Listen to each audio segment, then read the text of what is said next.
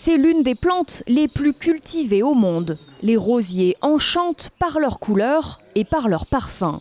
Mais pas toujours facile de les entretenir. Le jardinier du club Les Ivans à Chorges souhaiterait donner une seconde jeunesse à ce massif.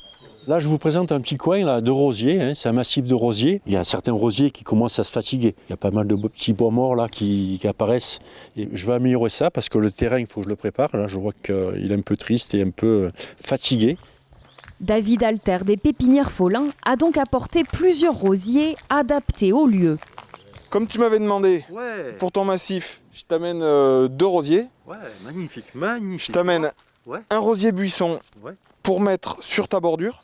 Donc il sera moins haut qu'un rosier arbustif, ça va monter 80. C'est ça, hein. Et comme tu m'as demandé et que tu aimes ça, je t'ai pris un rosier avec un parfum très dominant. Oh là là, ah tout ce que j'aime.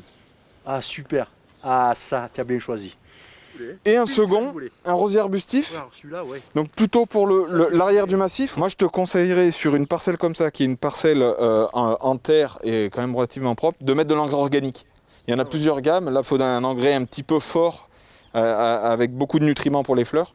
Et ça, bon, on a ce qu'il faut, je t'en amène la prochaine fois. Bon Sébastien, j'ai aussi dans le véhicule un rosier grimpant pour ta palissade. Oui, c'est vrai. Voilà, je te le pose là. Tu as un endroit qui est un petit peu à l'ombre et le fait d'avoir cette couleur jaune, ça va te donner un petit peu plus de lumière à la fois sur ton massif de rosier et sur le terrain de boule qui est derrière. Pour une floraison impeccable, David Alter livre quelques secrets. Tout d'abord, bien choisir son arbuste. Faire en sorte de prendre un rosier greffé, issu d'un producteur local, parce qu'il va utiliser des porte-greffes et des variétés adaptées à la région. Et le fait de cultiver également la plante dans la région dans laquelle elle va être plantée fait qu'il est acclimaté au climat, entre autres le climat alpin, hein, pour notre cas, qui est très agressif. On a des amplitudes de température qu'on n'a pas nécessairement ailleurs et c'est important.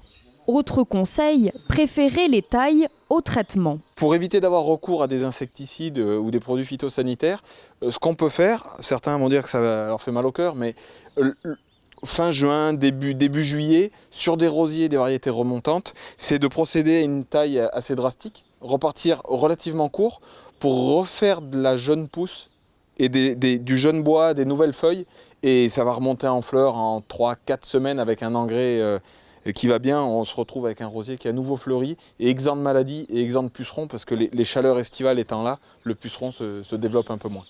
Et voilà de quoi embellir son jardin avec des roses colorées et parfumées.